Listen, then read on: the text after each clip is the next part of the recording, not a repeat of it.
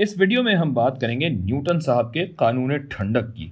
अजीब सी कहने वाली बात है, कहते हुए अजीब सा लग रहा है, कानून ठंडक है तो अंग्रेजी में ज़रा समझ लीजिए, न्यूटन्स लॉ ऑफ कूलिंग।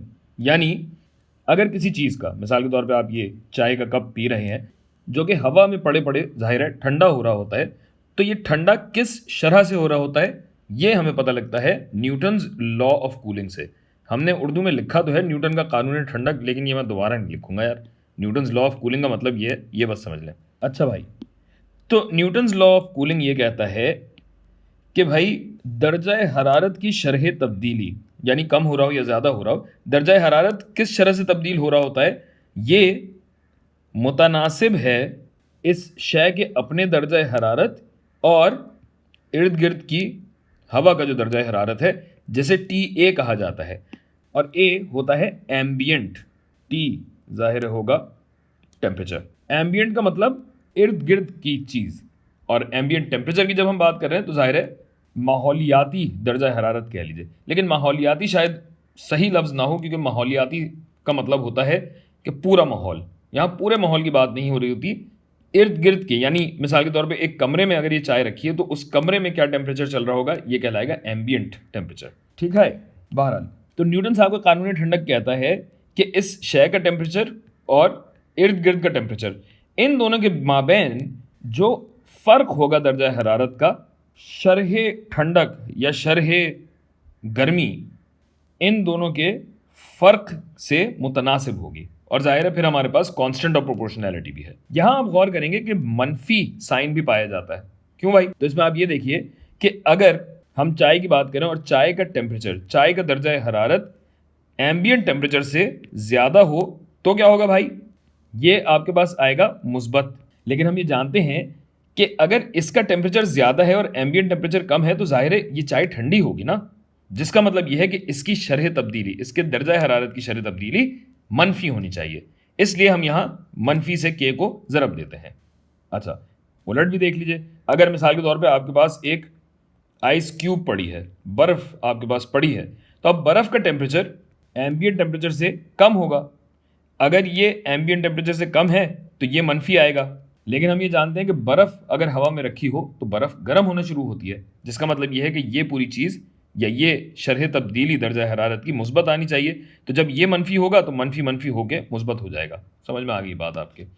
अच्छा, अब इस कानून का हल अगर आपको निकालना है तो आप देख सकते हैं कि ये एक डिफरेंशियल इक्वेशन है और ये एक सेपरेबल यानी मुमकिनुल तफरीक डिफरेंशियल इक्वेशन है, जो कि आप रियाजी में पढ़ चुके हैं। तो ऐसी डिफरेंशियल इक्वेशन के साथ क्या किया जाता है कि हम इन दोनों डीज को या डी वाली इस्तिलाहात को एक एल्जेब्रिक तरीके से देखते हैं, यानी इसे और इसे अलग अलग किया जा सकता है। ये बात भी आप जानते हैं। तो चलिए, ये जो टी हैं इनको इस टी के पास ले आते हैं और इसे उधर ले जाते हैं, तो ये हो जाएगा 1/t minus T A D T बराबर होगा के डी टी के मनफी के डी टी के।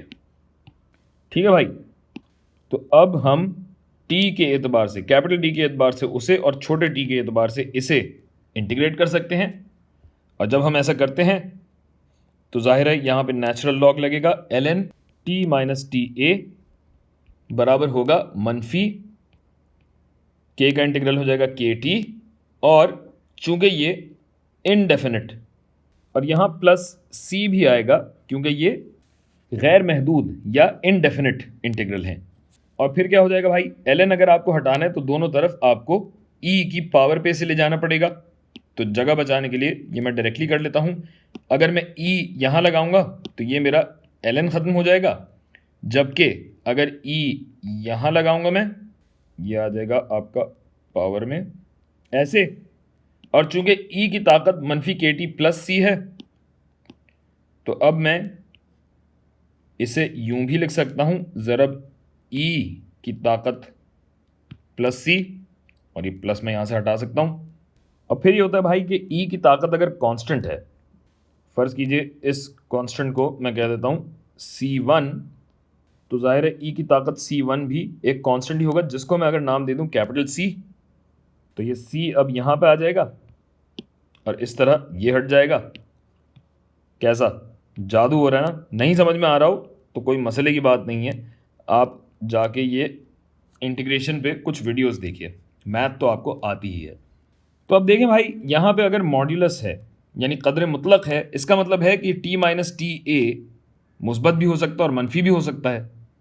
यानी क्या है कि अगर आपका टी बड़ा हो टी ए से या बराबर भी हो, तो ऐसी सूरत की होना है कि टी को अगर सब्जेक्ट बनाएं, मतलब जाहिर है ये पूरी चीज़ मुस्बत हो जाएगी ना, तो इसको वहाँ ले जाया जा सकता है।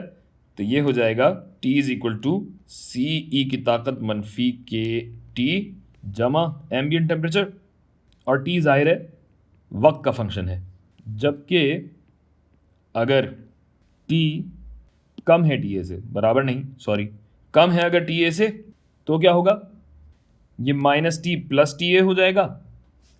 बल्कि लिख देता हूँ, माइनस टी जमा टी ए बराबर होगा सी ई की ताकत मनफी के टी के।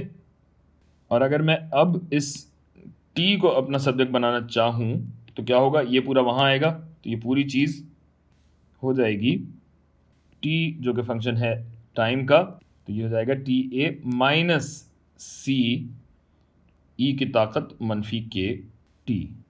और बस इतनी सी बात है।